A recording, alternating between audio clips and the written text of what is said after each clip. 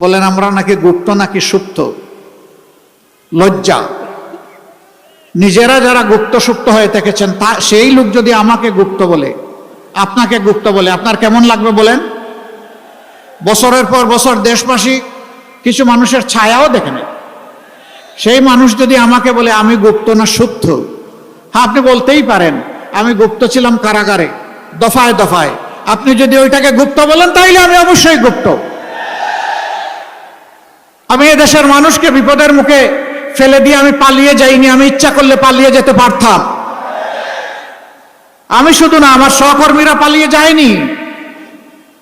নিশ্চিত মৃত্যু জেনে আমাদের সহকর্মীরা সাহস করে বাংলাদেশে ফিরে এসেছে। এই এলাকায় ইবনে সিনা হাসপাতাল আছে, ডায়াগনস্টিক সেন্টার আছে। এর প্রাণ পুরুষ ছিলেন মীর কাসেম আলী। সেই সময়টা তিনি ছিলেন আমেরিকায়, যিনি বাংলাদেশের অর্থনীতিকে পাল্টে দিতে চেয়েছিলেন, যিনি এদেশের যুবকদেরকে কাজ দিয়ে উদ্দীপ্ত করেছিলেন। তাকে তার বন্ধুরা বলেছিল don't come back to Bangladesh. তিনি বলেছেন হোয়াই? তারা বলেছে তুমি আসলে, ভাই আপনি আসলে আপনার সিনিয়র নেতাদের যে অবস্থা হচ্ছে আপনারও তাই হবে। তিনি বলছেন I don't care, I only care আল্লাহ সুবহানাহু ওয়া তাআলা। আমি আল্লাহ ছাড়া কাউকে কেয়ার করি না।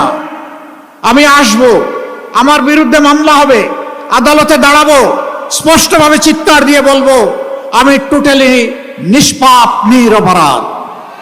আমার বিরুদ্ধে যে মামলা করা হয়েছে এই পাপ আমি করি নাই, এই অপরাধ আমি করি নাই, এটা সাজানো পাতানো এবং মিথ্যা। এরপরে আমার যদি ফাঁসি হয় ফাঁসি হবে, আমি আল্লাহর দরবারে শহীদ হয়ে কবুল হয়ে যাব। প্রিয় এলাকাবাসী, তিনি যতদিন ছিলেন আপনাদের আপনজন ছিলেন।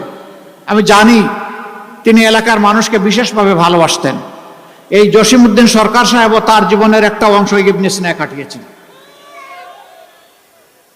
এই ইবনে সিনা বাংলাদেশের স্বাস্থ্য ক্ষেত্রে পথ প্রদর্শক, রাস্তা দেখিয়েছে বাংলাদেশকে। বহু হাসপাতাল আছে মানুষ যায় না, আর এই হাসপাতাল আছে লোক ধারণের, মানে তিল ধারণের ঠাই নাই, ঠাই নাই। কেন? এখানে মানুষ এসে একটু মর্যাদা পায়, একটু ভালোবাসা পায়। বাংলাদেশ জামাতে ইসলামী যদি আল্লাহর মেহেরবানিতে দেশ সেবার সুযোগ পায় 11 দলকে সাথে নিয়ে, তেমনই একটি মানবিক বাংলাদেশ আমরা উপহার দেব ইনশাআল্লাহ। একটু আগে ডাকসুর ভিপি এখানে কথা বলে গিয়েছে। আমাকে মাঝে মাঝে লোকেরা জিজ্ঞেস করে আপনারা দেশ চালালে দেশটা কেমন হবে? আমি বলি আল্লাহর মেহেরবানিতে 4 মাসের ডাকসু যেমন দেখতে পাচ্ছেন তার চেয়েও ভালো হবে ইনশাআল্লাহ। আমরা কথা দিব সেই কথা, যে কথা আমরা রাখতে পারবো। আফসোস, অনেকে এখন আগামী 100 বছর এই জাতির যা দরকার তাও দিয়া দিচ্ছেন। 50 কোটি গাছ, এত জায়গা নাই রে ভাই আমার দেশে। ঘরে ঘরে ফ্যামিলি কার্ড মায়েদের হাতে, কি দরদ মায়েদের।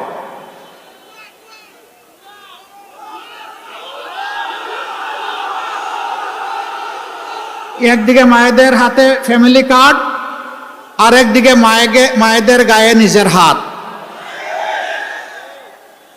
হুঙ্কার দিয়ে ক্ষমতার কোনো খবর নাই, মনে হয় যেন এখনই ক্ষমতার দাপটে অস্থির। হুঙ্কার দিয়ে কেউ কেউ বলছেন পর্দানসীন কোনো মেয়ে যদি বুট চাইতে কোথাও ক্যাম্পেইন করতে আসে তার কাপড় খুলে দেওয়া। লজ্জা! এগুলা কুলাঙ্গার। এগুলা কি কোনো মায়ের গর্ভ থেকে জন্ম নেয় নাই? যদি জন্ম নিয়ে থাকে তাহলে কেমনে বলে একজন মায়ের গা থেকে টান দিয়ে কাপড় খুলে দিবা? আপনারা দেখেছেন শুধু ভোট চাওয়ার অপরাধে একজন পর্দাসীন মায়ের পেটে লাথি দিয়েছে। মায়ের মর্যাদা কখন শিখবা? পরিবার কোনো ভদ্রতা শিখায় নাই? সবাই তো একজন মায়ের পেট থেকে দুনিয়া এসেছি। আমি তাদের প্রতি অনুরোধ করব, আগে নিজের মাকে সম্মান করতে শেখো, নিজের বোনকে সম্মান করতে শিখো, নিজের প্রিয়তমা স্ত্রীকে সম্মান করতে শিখো, নিজের মেয়েকে সম্মান করতে শিখো। তাহলে বাংলাদেশের 9 কোটি মাকে তোমরা সম্মান করতে পারবা। মনে রাখবা, জুলাইয়ের আন্দোলন এমনি এমনি সফল হয় নাই।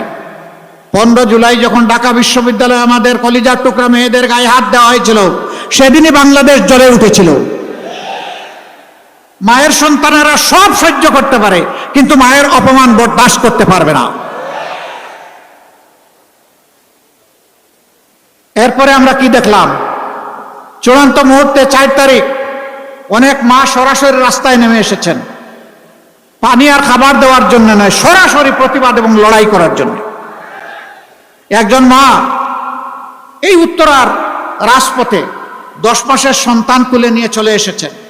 আমার সাংবাদিক বন্ধুটি প্রশ্ন করেছে, মা আপনি সাংঘাতিক কাজ করলেন। তিনি বললেন, আমি কি করলাম?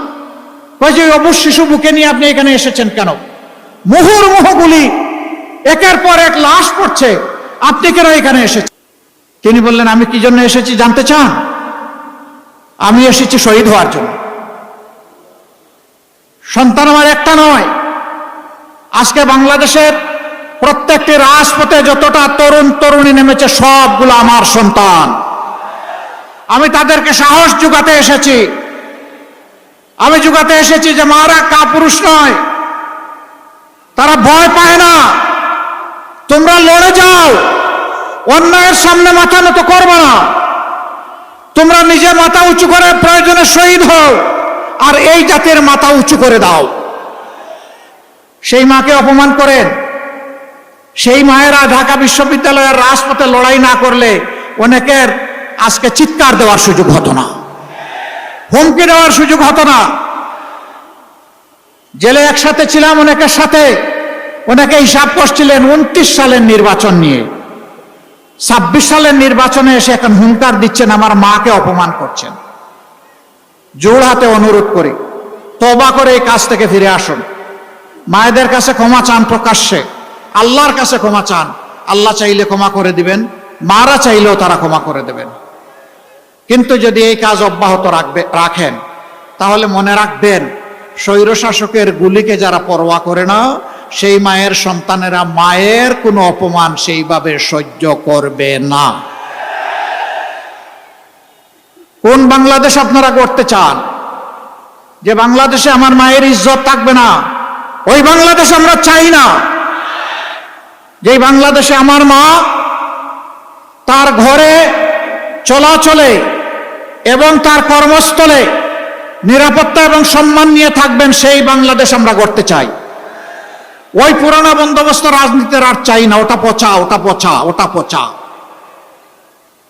পচা রাজনীতিকে বদলে দেওয়ার জন্য এই 12 ফেব্রুয়ারি ইনশাআল্লাহ যারা চাঁদাবাজি করে তাদেরও ভয়ের কোনো কারণ নাই, যারা দুর্নীতি করে তাদেরও চিন্তার কোনো কারণ নাই।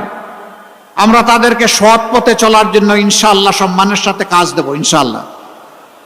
যুব সমাজ লড়াই করেছ, সেদিন রাস্তায় নেমে বলেছিলা, দে দে মরে দে, একটুখানি বেকার ভাতা দে। এই স্লোগান কেউ দিয়েছিল যুব সমাজ? নো, যুব সমাজ বলেছিল, উই ওয়ান্ট জাস্টিস। আমরা আমাদের অধিকার চাই, কাজের অধিকার চাই, ওই ফালতু কৌটা চাই না। তারা কাজ চেয়েছিল, বেকার ভাতা চায়নি।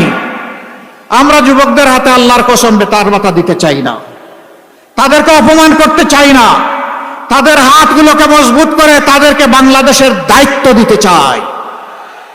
এই দেশ তারা গড়ে দেবে, তারা বসবে বাংলাদেশ নামে উড়োজাহাজের ককপিটে, আমরা বসবো ইনশাআল্লাহ প্যাসেঞ্জারের সিটে।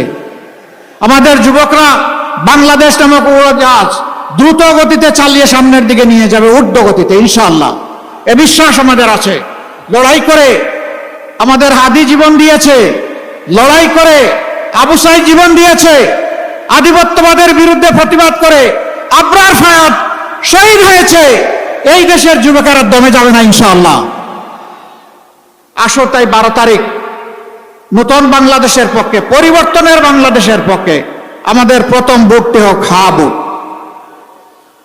যারা এই গণভোটে হা বলবেন, আমরা বুঝবো তারা বাংলাদেশের মানুষকে, 24 শহীদদেরকে তারা স্বীকার করছেন, স্বীকৃতি দিচ্ছেন এবং সম্মান দেখাতে চান।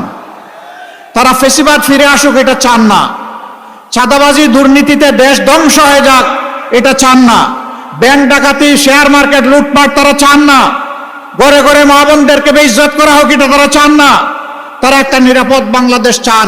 তারা হার পক্ষে ভোট দিবেন ইনশাআল্লাহ। আপনারা হা ভোট দিবেন? আবার একটু হাত তোলেন ভালো করে, হ্যাঁ ভোট দিবেন? ইনশাল্লাহ আমরা নিজেরা দিব, আপনজনকে নিয়ে আমরা যাব, প্রতিবেশীকে সঙ্গী বানাবো, প্রিয়জনকে আমরা সামিল করব। সারা দেশবাসী মিলে হা ভোটের বিজয় ইনশাল্লাহ আমরা ছিনিয়ে আনবো ইনশাআল্লাহ। ধন্যবাদ আপনাদেরকে। এরপরে একটা সরকার তো লাগবে, সেই সরকার হবে ইনশাআল্লাহ 18 কোটি মানুষের সরকার।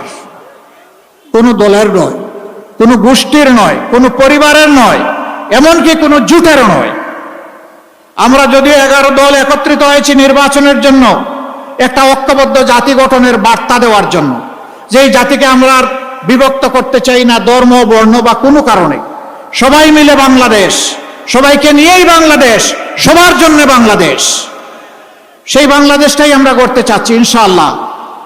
এই জন্যে ইনসাফের প্রতীক দাঁড়িপাল্লা আছে, আরো আমাদের সঙ্গী সংগঠন যেখানে যেটা আছে সেইটাই আমাদের 11 দলের বার্তা।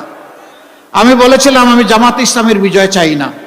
আপনারা বলবেন আশ্চর্য, তাইলে এই দল আপনি করেন কেন, এই দলের আমির আপনি হয়েছেন কেন যদি এটার বিজয় না চান? আমি আসলেই জামাতে ইসলামের বিজয় চাই না, আমি 18 কোটি মানুষের বিজয় চাই।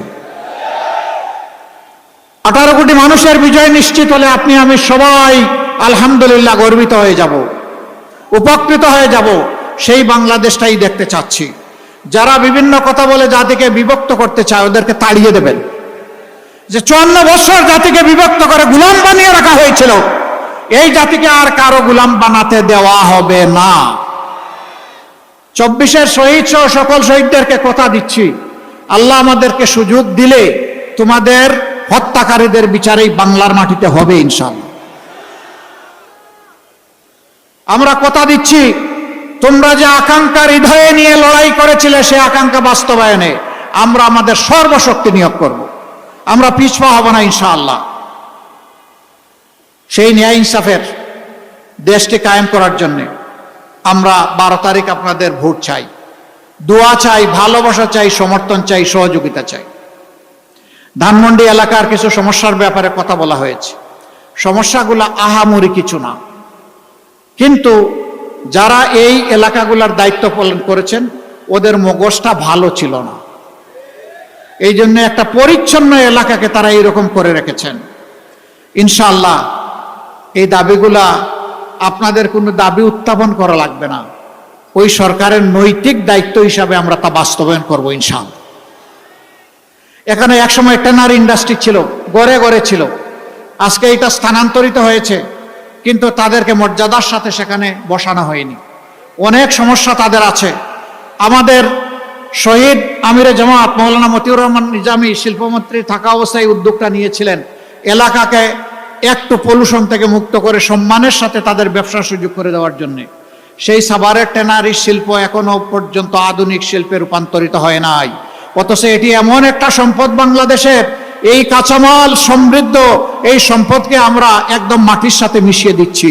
আমরা কথা দিচ্ছি আমরা এই ভাইদেরকে বুকে ধারণ করে তাদেরকে গর্বিত করব, তাদের হাত শক্তিশালী করব, তাদের সমস্যার সমাধান করব। শিল্পে, চামড়া শিল্পে বাংলাদেশ বিশ্বে নজির স্থাপন করবে ইনশাআল্লাহ।